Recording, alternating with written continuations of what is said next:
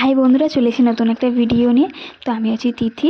তো আমি আজকে একটা জায়গায় যাবার উদ্দেশ্যে বেরিয়ে পড়েছি। তো আমি কোথায় যাচ্ছি না যাচ্ছি তোমাদেরকে সবটা শেয়ার করব।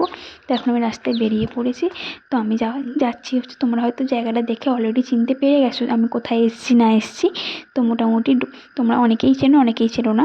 তো এটা হচ্ছে পাকুড়িয়া হনুমান মন্দির, বিখ্যাত, খুব বড় করে পুজো করা হয়। এটা হনুমান মন্দির। তো এখানে রূপোর ঠাকুর আছে। তো এই যে তোমরা দেখে নাও জায়গাটা, তোমরা এলে যে এই সামনে গেট দিয়ে তোমাদের আসতে হবে। তো এই গেটটা তোমরা চিনে রাখলে এখানে যাওয়ার সময় তোমরা যে কেউ এন্ট্রি করতে পারো। এখানে কোনো পয়সা লাগে না, কোনো ফি লাগে না। তোমরা মানে এমনি আসতে পারবে। তো এখানে গাড়ি রাখারও ব্যবস্থা আছে। তোমরা গাড়ি, 4 চাকা, বাইক বা যে কোনো প্রকারে তোমরা আসতে পারো। ওখানে সেগুলো রাখারও ব্যবস্থা আছে। এমনকি এখানে ভোগও দেয়। তো একটা সময় আছে নির্দিষ্ট, সেই সময়ে গেলে দেয়।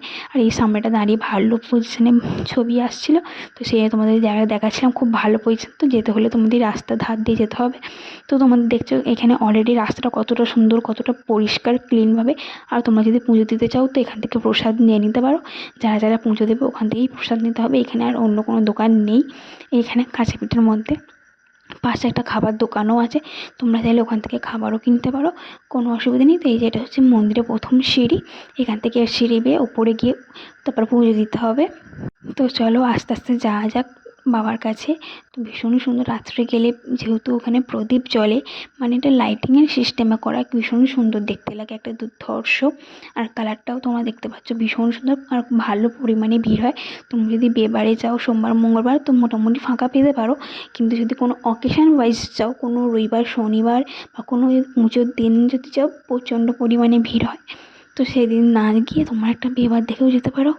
আর অবভিয়াসলি তোমরা শনিবার রবিবারে যেতে পারো। ভীষণ সুন্দর, প্রত্যেকটা দেয়ালে ঠাকুরের ছবি আঁকা আছে, ভীষণ সুন্দর। তোমরা যদি কাছ থেকে না দেখো, তোমরা এর অনুভূতি বা ফিলিংসটা কেউ বুঝতেই পারবে না। আর এটা হচ্ছে সব থেকে ওপরে, এখান থেকে মানে দূর দূর অব্দি কত সুন্দরভাবে দেখাচ্ছে, তোমরা দেখো।